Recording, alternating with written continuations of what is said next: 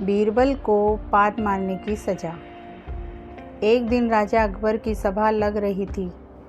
वहाँ बीरबल, मंत्रीगण, राजा के साले साहब और रानी भी मौजूद थी। सभा के दौरान कुछ ऐसा हुआ कि बीरबल को सभा से निकाल दिया गया। बीरबल ने केवल भरी सभा में पाद मार दिया था। राजा को उनकी पत्नी और साले साहब ने इतना भड़काया कि राजा को अपने उदास मन से बीरबल को सभा छोड़ने का आदेश देना पड़ा। बीरबल को अब महल से निकाल दिया गया था तो उसने अपनी जगह पर खेती करने की सोची। ठंड का मौसम था तो बीरबल ने गेहूं की खेती की। ठंड के मौसम में ओस की बूंद गेहूं की छोटी छोटी हरी पत्तियों पर ऐसे चमक रही थी मानो जैसे कोई मोती हो।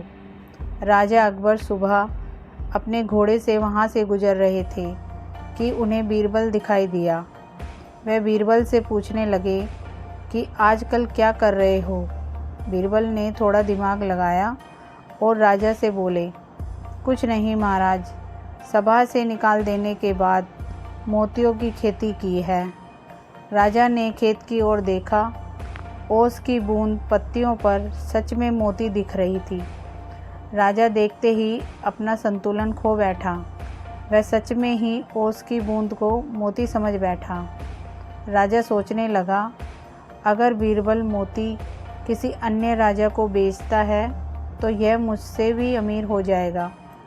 राजा ने बीरबल से कहा, बीरबल, ये मोती तुम मुझे बेच देना। बीरबल ने हाँ कर दिया। लेकिन राजा को इतने सारे मोती देखकर कहाँ नींद आने वाली थी। उसने बीरबल को महल में बुलाया और बीरबल से मोतियों का राज जानने की कोशिश की। बीरबल भी चालाक लोमड़ी की तरह शातिर था। उसे तो पता था यह कोई मोती नहीं, केवल ओस की बूंदें हैं। लेकिन यह राजा को सबक सिखाने का रास्ता था। बीरबल ने कहा, महाराज, यह खेती हर जगह नहीं हो सकती। इसके लिए आपको वह महल तुड़वाना पड़ेगा जो आपने रानी के लिए बनवाया है। केवल वहीं इसकी खेती हो सकती है। राजा ने सोचा कि इतने सारे मोतियों में तो रानी के लिए बाद में 10 महल बनवा दूंगा। राजा ने हाँ कर दिया। अगले ही दिन महल को तुड़वा दिया गया। मिट्टी को एकदम उपजाऊ किया गया। बीरबल ने खेती शुरू कर दी और थोड़े दिन बाद ही खेती की कटाई का आदेश दिया।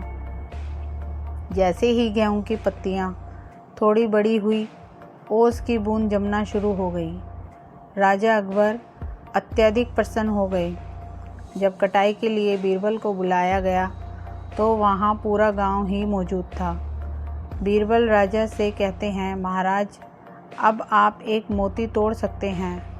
जैसे ही अकबर एक मोती तोड़ने के लिए हाथ आगे बढ़ाते हैं, बीरबल उन्हें रोक देते हैं और कहते हैं, महाराज, क्षमा करें, किंतु आप ये मोती तभी तोड़ सकते हैं अगर आपने आज तक पाद न मारा हो, वरना ये मोती पानी की बूंद बन जाएगा। राजा हैरान हो गए और अपना हाथ पीछे कर लिया। बीरबल ने वहाँ मौजूद सभी मंत्रीगण, रानी, राजा के साले साहब और पूरे गांव को मोती तोड़ने के लिए कहा, किंतु शर्त यही थी, केवल वही मोती तोड़ सकता है जिसने आज तक पाद न मारा हो, वरना मोती पानी की बूंद बन जाएगा। इतनी भीड़ में किसी की भी हिम्मत नहीं हुई कि कोई मोती तोड़ सके। सभी अपने पैर पीछे खींचने लगे। तभी राजा और रानी को अपनी गलती का एहसास हुआ और वह बीरबल से माफ़ी मांगते हुए सभा में आने के लिए कहते हैं। धन्यवाद। दोस्तों, कहानी पसंद आई हो तो इसे लाइक कीजिए और मेरे चैनल को सब्सक्राइब कीजिए।